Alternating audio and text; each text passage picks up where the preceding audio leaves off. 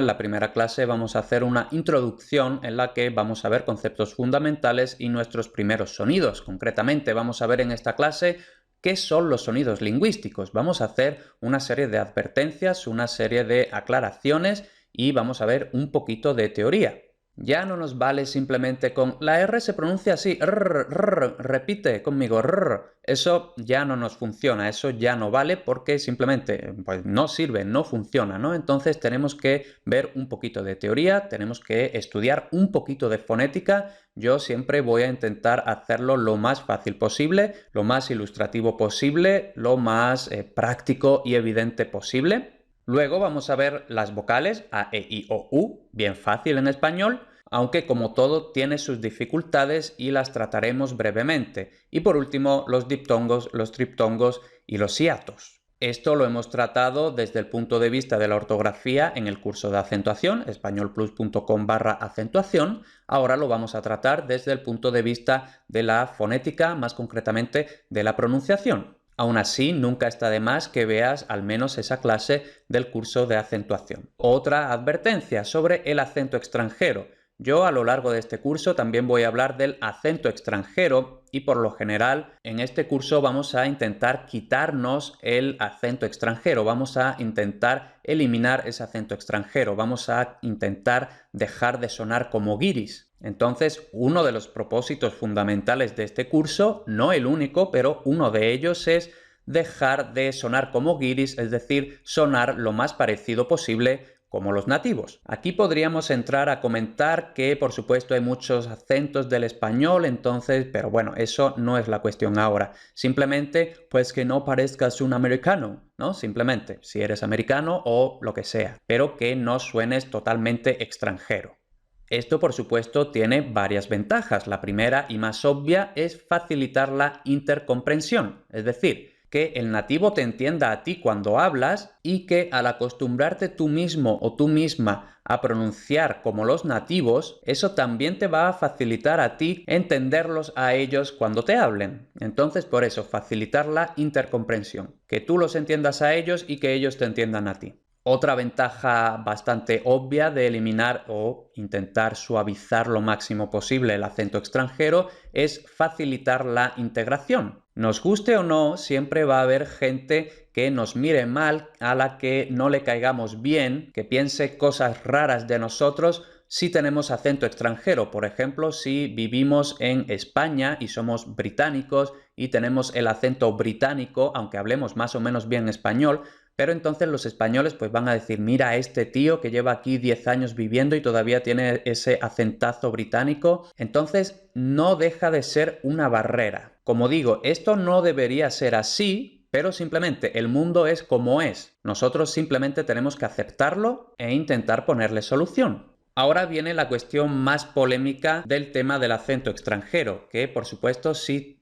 queremos eliminar lo máximo posible nuestro acento extranjero, para eso tenemos que de alguna forma renunciar a nuestra propia identidad. Con esto, que suena bastante catastrofista, lo que quiero decir es simplemente que el acento, nuestra pronunciación, no deja de ser parte de nuestra identidad lingüística, de nuestra identidad cultural incluso, ¿no? Porque nuestro acento, por ejemplo, si somos británicos, pues nuestro acento británico es parte de nosotros. Y aunque estemos hablando español, pues quizá nosotros queremos decir, vale, yo estoy hablando español porque estoy en España y, bueno, estoy hablando con españoles, pero yo me siento británico y mientras los nativos me entiendan a mí, yo voy a hablar español con mi acento británico, insisto, siempre y cuando la intercomprensión esté garantizada. Yo personalmente no comparto este punto de vista. En mi opinión, parte de dominar una lengua extranjera es también adaptarnos a ese acento. Entonces, no comparto este punto de vista, pero lo entiendo. Siempre y cuando los nativos nos entiendan a nosotros, nosotros podemos elegir no renunciar a nuestro acento,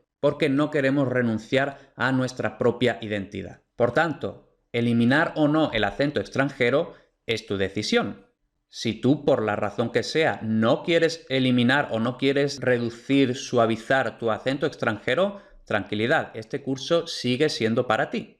Simplemente ten en cuenta todo lo que hemos dicho en esta diapositiva cuando yo en las clases hable del acento extranjero y cómo podemos eliminarlo o suavizarlo. Dicho todo eso, vamos a entrar ya en harina. Vamos a empezar a ver los sonidos lingüísticos, algunos conceptos imprescindibles para ir abriendo boca. Me gusta mucho este juego de palabras. Como ya hemos adelantado, en español tenemos solo 5 vocales: A, E, I, O, U. Y aparte de estas 5 vocales, tenemos 17 o 19 o 18 fonemas consonánticos. Esto, como iremos viendo en las clases posteriores dedicadas a las consonantes, depende de la variedad del español. Entonces nosotros en las 4 próximas clases vamos a ver, en la primera de ellas, los fonemas P, B, T, D, K, G. Luego vamos a ver el sonido F, el sonido Z, el sonido S y el sonido J. En la clase siguiente vamos a ver M, N, L, R, R.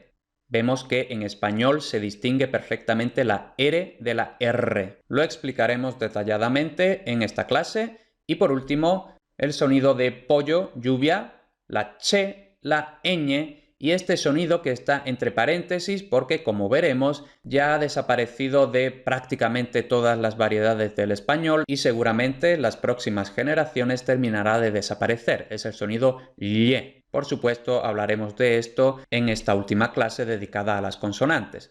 Entonces, como vemos, tenemos en principio 19 fonemas. Lo que pasa es que tenemos 18 si no contamos el sonido lle, que, como ya he dicho, ya está casi desaparecido. Y luego, en prácticamente toda Hispanoamérica y en algunas partes de España, el sonido de la Z no existe tampoco.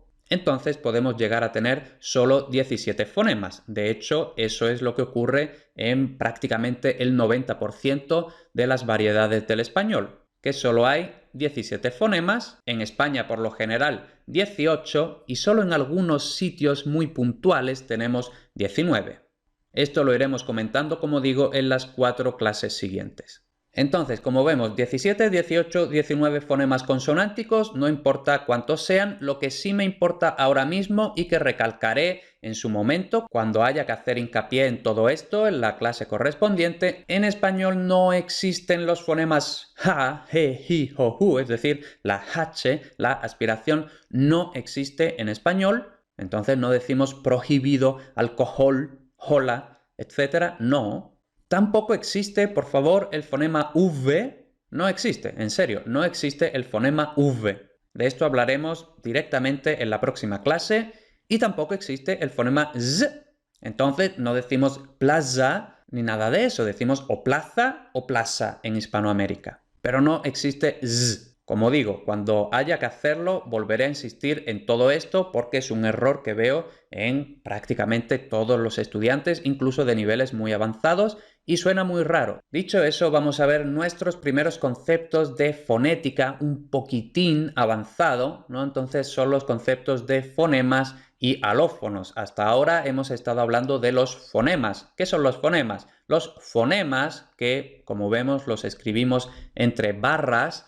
Los fonemas son los sonidos que distinguen palabras en pares mínimos. Un par mínimo son 2 palabras que se distinguen por un solo sonido. Es decir, la diferencia de un sonido ya hace que sean palabras distintas. Entonces, por ejemplo, caro es una palabra y carro es otra palabra. Entonces vemos que la única diferencia entre r y r ya es caro, es decir, cuesta mucho dinero, y carro, la cosa con rueda que usamos en el supermercado para comprar, o en muchos países de Hispanoamérica, lo que en España llamamos coche. Entonces esos son pares mínimos, caro, carro. Por tanto vemos que R y R son 2 fonemas distintos porque están distinguiendo palabras. Igual que por ejemplo pero, perro, o por ejemplo la Z y la F, pues buzón es donde echamos las cartas, bufón es algo parecido a un payaso.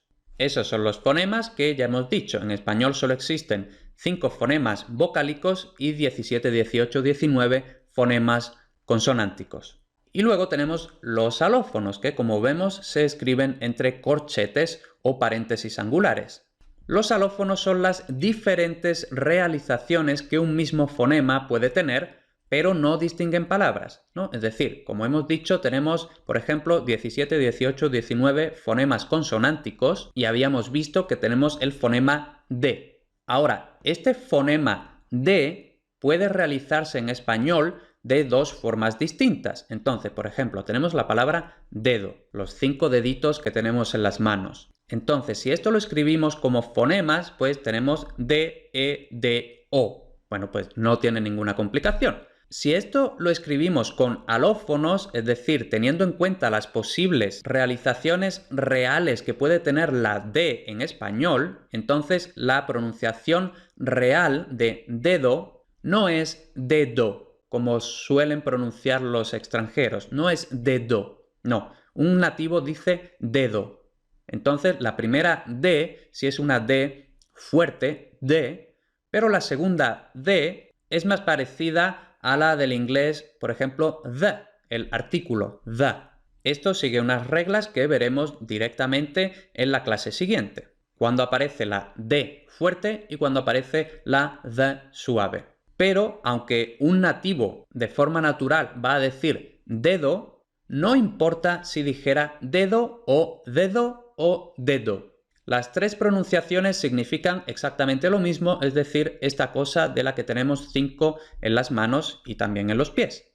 Entonces vemos que tenemos un solo fonema, el fonema D, pero este fonema D, dependiendo de diversos factores que iremos explicando en las próximas clases, este único fonema D puede pronunciarse de dos formas dependiendo de estos factores que explicaremos. Luego, mucho cuidado porque lo que son fonemas o alófonos en una lengua, en otra lengua puede ser al revés. Entonces, hemos visto que en español la D y la D no distinguen palabras. No importa si yo pronuncio dedo o dedo o dedo. Todo significa lo mismo. Mientras que, por ejemplo, en inglés, la diferencia entre D y D sí distingue palabras. Por tanto, en inglés esos dos sonidos son fonemas diferentes porque distinguen palabras. Entonces, por ejemplo, si decimos day, eso es el día. Pero si decimos they, eso es ellos, ellas. Como vemos, estos son nuestros primeros conceptos así un poquito avanzados de fonética. Si no lo has entendido a la perfección, tampoco importa mucho, pero creo que más o menos sí se ha entendido. Entonces, aquí tenemos que una de las formas de eliminar o suavizar nuestro acento extranjero es pronunciar los alófonos correspondientes. Entonces, como hemos dicho, un nativo va a decir dedo, con la primera D fuerte y la segunda D suave, mientras que normalmente los extranjeros dicen dedo, con las dos Ds fuertes. No quiero repetirme más, así que, bueno, simplemente aquí tienes estos fonemas alófonos. Seguiremos usando estos conceptos a lo largo de las siguientes clases. Lo irás aprendiendo con los próximos ejemplos que iremos usando en las próximas clases. Otro concepto de la fonética que tenemos que aprender es el de sonoridad. Este es bastante fácil y depende de la vibración de las cuerdas vocales. Si las cuerdas vocales no vibran, los sonidos son sordos. Si las cuerdas vocales sí vibran, los sonidos son sonoros. En español, las vocales son siempre sonoras, es decir, las cuerdas vocales siempre vibran, y por su parte, las consonantes suelen, no siempre, pero suelen agruparse en pares. Entonces, las consonantes hay una sorda y una sonora. Por ejemplo, como vamos a ver ahora en un momentito, en inglés la F es sorda y la V es sonora, pero la boca es exactamente igual en la F y en la V. Y lo mismo con, por ejemplo, la S y la Z. La boca está exactamente igual, solo que en la S no vibran las cuerdas vocales, por tanto es sorda, y la Z sí vibran las cuerdas vocales, por tanto es sonora. Pero la forma de la boca es exactamente igual. Para terminar esto de la sonoridad y las cuerdas vocales, pues simplemente todo el mundo tenemos una garganta, un cuello, ¿no? Entonces, aquí más o menos donde los hombres tienen bastante más claramente que las mujeres la nuez de Adán, pero bueno, por supuesto todo el mundo tiene esta parte de aquí que sobresale bastante. Entonces, con las manos así, hacemos así, sin apretar, simplemente así. Y tocamos aquí. Y por ejemplo, si hacemos la F de Francia y la mantenemos en el tiempo, vemos que no vibra, no se mueve esta parte de aquí, ¿vale? No lo notamos con los dedos. En cambio, mientras estamos hablando normal, yo por ejemplo estoy hablando ahora y me estoy notando que esto está vibrando, ¿no? Pero bueno, entonces con la F no suena. En cambio, si por ejemplo hacemos la A y mantenemos la A, o por ejemplo la M, vemos que sí vibra, lo podemos notar con los dedos que vibra, ¿no? Pero no con la F. Entonces, pruébalo tú, ¿vale? Pruébalo, en serio. Te pones estos 2 deditos o 3 deditos, te los pones aquí y haces... ¿No vibra? Eso es porque la F es sorda, no vibran las cuerdas vocales. Las cuerdas vocales están aquí, ¿no? Mientras que, por ejemplo, con la M, sí vibra. Entonces, también hemos dicho que muchas de las consonantes están en pares. Entonces, un par sordo y otro par sonoro. Y ya hemos dicho también que el par sonoro de la F, que es sorda, ¿no? La F... Y ahora, el par sonoro, es decir, exactamente la misma configuración de la boca, pero vibrando las cuerdas vocales. Y eso hemos dicho que es la V, que aunque no existe en español, pero existe en otras lenguas, ¿no? Entonces hacemos... Y vemos que yo no he movido la boca en ningún momento, simplemente he pasado de pronunciar la F a la V, simplemente añadiendo la vibración de las cuerdas vocales, y entonces pues he pasado de... Y tú también puedes hacerlo y vas a ver que pasas de la F, no vibra, a la V y sí vibra, ¿vale? Entonces, bueno, pues ahí tienes esta prueba para terminar de entender esta cuestión de las sordas y de las sonoras, de la sonoridad, y continuamos con la clase. Y ya el último concepto sobre fonética que vamos a ver es el de la sílaba, la estructura de la sílaba en español.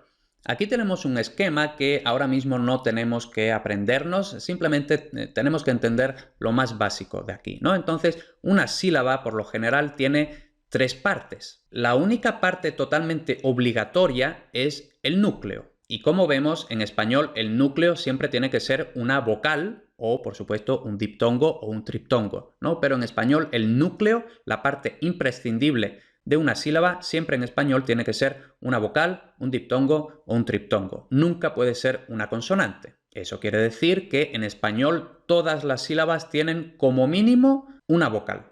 Luego, delante de ese núcleo puede haber un ataque, pero esto es opcional, y detrás de este núcleo puede haber una coda, que también es opcional. Entonces, por ejemplo, tenemos los. El núcleo es la O, el ataque es la L y la coda es la S. Los. Luego tenemos sol, pues otra vez lo mismo. El núcleo es la O, delante tenemos una S, detrás tenemos una L.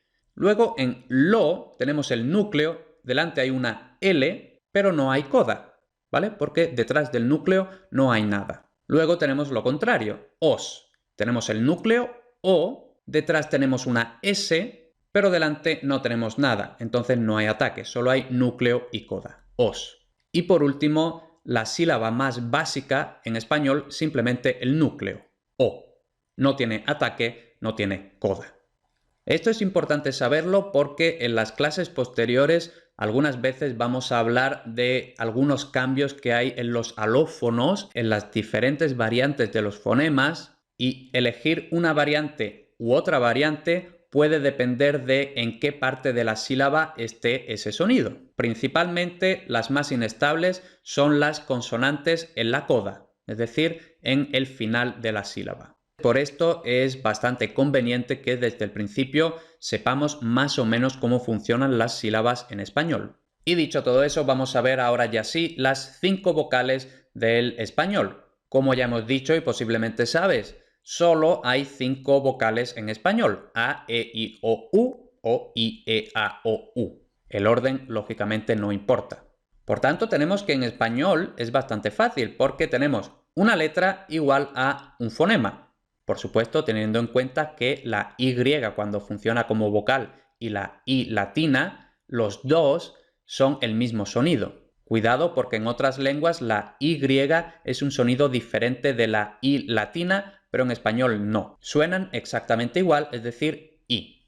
Otra cuestión sobre las vocales en español es que todas son breves, es decir, no hay vocales largas. El típico ejemplo que se dice cuando explicamos la longitud, la cantidad de las vocales, es el del inglés beach, playa, con i larga, y beach, perra, con i breve, ¿no? Entonces, beach, beach. Entonces vemos que en inglés sí hay algunas vocales largas y algunas vocales breves. En español no, en español todas son breves. Entonces, a, e, i, o, u, fin. En español no hay vocales nasales. En algunas lenguas, por ejemplo en francés o en portugués, hay algunas vocales que, por ejemplo, en lugar de sonar como o, suena on. Pues eso no existe nunca, absolutamente nunca, en español. Luego, otra característica de las vocales en español es que son muy estables. No se reducen nunca a schwa. La schwa, como vamos a ver un poquito más adelante, es este sonido que no es ni a, ni e, ni i, ni o, ni u, sino que es ¿no? Que no se sabe qué vocal es. Pues en español nunca hay schwa. Todas las vocales son claramente o a, o e, o i, o u. Y tampoco se fragmentan. Esto quiere decir que la E suena siempre E. Hay otras lenguas en las que la E puede hacer EI y sonar prácticamente como un diptongo. Por ejemplo, en inglés, creo que también en portugués, etc. Eso en español nunca pasa. Si se escribe E, se pronuncia E. No se pronuncia EI, ni se pronuncia ni por supuesto se pronuncia U. Entonces, repito, las vocales en español son muy estables, siempre suenan exactamente igual. Para entender un poquito mejor esto, vamos a ver, aquí tenemos el típico trapecio vocálico, y el trapecio vocálico realmente no es otra cosa que una especie de esquema, una especie de diagrama de la boca. Por supuesto, como cualquier abstracción, como cualquier esquema, tiene sus limitaciones, pero bueno, es bastante útil. Entonces vemos que básicamente tenemos dos ejes, el eje horizontal y el eje vertical. Como vamos a explicar, cada uno de estos ejes significa una cosa distinta. Según la altura de la lengua, podemos tener que las vocales son la vocal baja, es decir, la A. Entonces, en la A la lengua no sube, la lengua está bastante plana. Luego tenemos las vocales medias, que son E y O. Entonces, para pronunciar E y O, la lengua sube un poquito más que en la A, y luego tenemos las vocales altas, que son la I y la U. Para eso, la lengua sube bastante. Y luego el otro eje lo que indica es la parte de la lengua que sube o baja. Entonces tenemos las vocales frontales, es decir, es la parte frontal de la lengua la que sube o baja, y esas son I y E. Luego tenemos la vocal central A, es decir, es la parte central de la lengua la que, bueno, sube mínimamente, porque recordemos que la A es una vocal baja. Y luego tenemos las vocales posteriores, la O y la U. Entonces, para pronunciar la O y la U, es la parte posterior de la lengua la que sube más o menos. Y luego tenemos un tercer factor que no está representado en el trapecio de las vocales, que es el redondeo, el redondeamiento de los labios. Es decir, los labios pueden estar extendidos o más o menos neutrales, o pueden estar redondeados. Entonces tenemos las vocales no redondeadas, la I, la E y la A. Y luego tenemos las vocales redondeadas, es decir, cuando redondeamos bastante los labios, que son la O y la U. Realmente lo más importante es la altura de la lengua y la parte de la lengua, que es lo que está recogido en el trapecio vocálico, y entonces aquí volvemos a tener la boca y podemos verlo, ¿no? Podemos ver que, por ejemplo, la A, vemos que la lengua está muy baja y que es la parte más o menos central de la lengua la que sube un poquito. Luego, en la E, la lengua está más alta que en la A, y la parte de la lengua que sube también está más hacia adelante que en la A. Y luego en la I está aún más alta y la parte de la lengua que sube está aún más avanzada. Entonces, eso es básicamente cómo funciona el trapecio de las vocales. Nuevamente, yo sé que esto es bastante abstracto, no hay que entenderlo a la perfección, simplemente más o menos verlo. Y si lo vemos, si más o menos lo entendemos, podemos usar los trapecios de las vocales para comparar las vocales del español con las vocales de nuestra propia lengua. Si, por ejemplo, escribimos en Google fonología del inglés, y nosotros somos nativos del inglés, ¿no? Somos británicos o americanos o lo que sea, entonces fonología del inglés o English Phonology. Entonces en ese artículo de Wikipedia aparecerá el trapecio de las vocales del inglés y podemos podemos comparar la diferencia entre las vocales de las distintas lenguas. Entonces vamos a ver un ejemplo. Tenemos aquí a la izquierda el sistema vocálico del italiano y a la derecha tenemos el sistema vocálico del español. Como vemos, se parecen bastante. La I es prácticamente igual, la U es prácticamente igual y la A es prácticamente igual. Pero en español tenemos una E y en español tenemos una O, mientras que en italiano tenemos dos Es y tenemos dos Oes. Luego vamos a centrarnos en la E.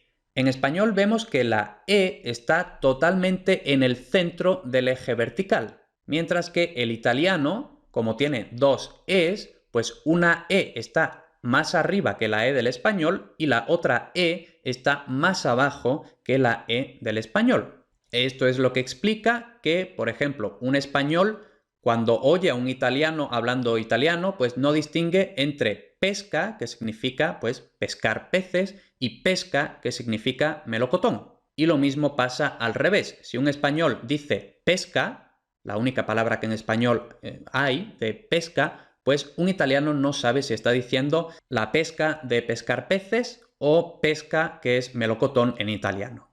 Otro ejemplo ahora con el inglés. Aquí tenemos otra vez el trapecio de las vocales en español y ahora vamos a superponer las vocales inglesas, ¿no? Entonces las vocales inglesas son las que están un poquito en gris, las que están un poquito transparentes, ¿no? Entonces, bueno, por supuesto vemos que en inglés hay muchas vocales más que en español y bueno, empezamos a comparar un poquito. La I larga del inglés es prácticamente igual que la española, eso está bastante bien. La U larga del inglés es prácticamente igual que la española, bien. Luego en inglés tenemos una I breve, ¿no? I, que como vemos está más en el centro, entonces no es I, sino I. Luego tenemos otra U que también está un poquito más hacia el centro del trapecio, entonces no es U como en español, sino U. Por cierto, los nativos del inglés, perdonad mi acento del inglés, pero más o menos se entiende. Luego la E española es no tan parecida a la E inglesa, pero bueno, más o menos. Luego tenemos otra O en inglés que está más cerrada que la O española. Y luego tenemos la A española que no hay una correspondencia exacta con una A inglesa. Porque, por ejemplo, la A de car es demasiado abierta en inglés, además es larga, entonces no se parece mucho. Luego la A de cat está un poquito demasiado lejos. Luego la A de cat, vemos que de hecho está más cerca de la E que de la A.